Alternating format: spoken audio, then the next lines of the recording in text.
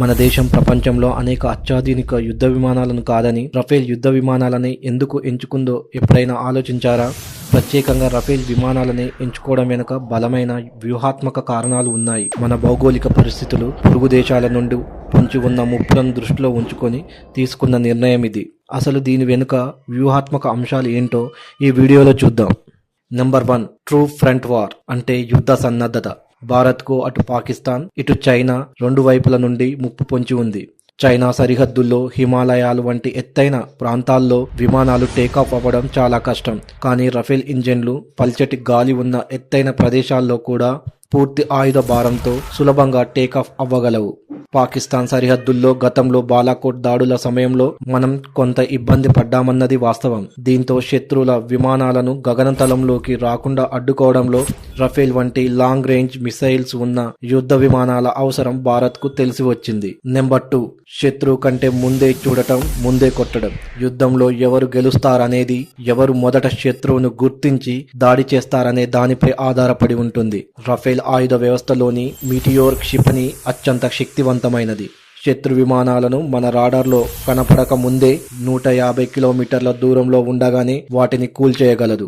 పాకిస్తాన్ దగ్గర ఉన్న F-16 లేదా చైనా దగ్గర ఉన్న విమానాల వద్ద ఇంతటి శక్తివంతమైన మిసైల్స్ లేవు.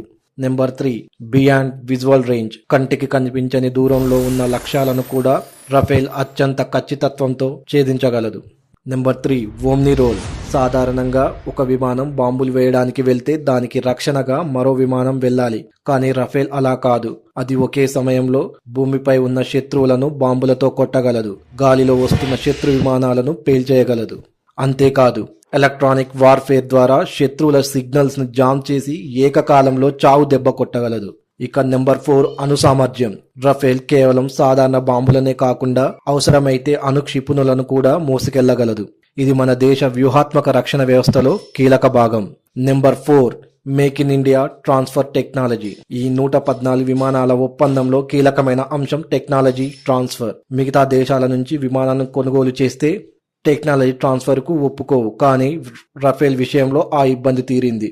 96 విమానాలు భారత్లోనే తయారవ్వడం వల్ల భవిష్యత్తులో మన స్వదేశీ యుద్ధ విమానమైన advanced medium combat aircraft తయారీకి కావాల్సిన ఇంజిన్ టెక్నాలజీ మరియు ఏరోడైనమిక్స్ పై మన శాస్త్రవేత్తలకు పట్టు దొరుకుతుంది. ముఖ్యంగా హైదరాబాద్ వంటి నగరాల్లో ఏరోస్పేస్ ఇండస్ట్రీ మరింత బలోపేతం అవుతుంది. ఇప్పుడు మనం వీడియో ముగింపుకు వచ్చాం. క్లుప్తంగా చెప్పాలంటే రఫేల్ కేవలం ఒక యుద్ధ విమానం మాత్రమే కాదు, అది భారత్ శత్రువుల గుండెలో సింహస్వప్నం. చైనా J-20 వంటి యుద్ధ విమానాలను సమర్థంగా ఎదుర్కోగల సత్తా దీనికి ఉంది. అందుకే భారత్ దీని వైపు మొగ్గు చూపుతోంది.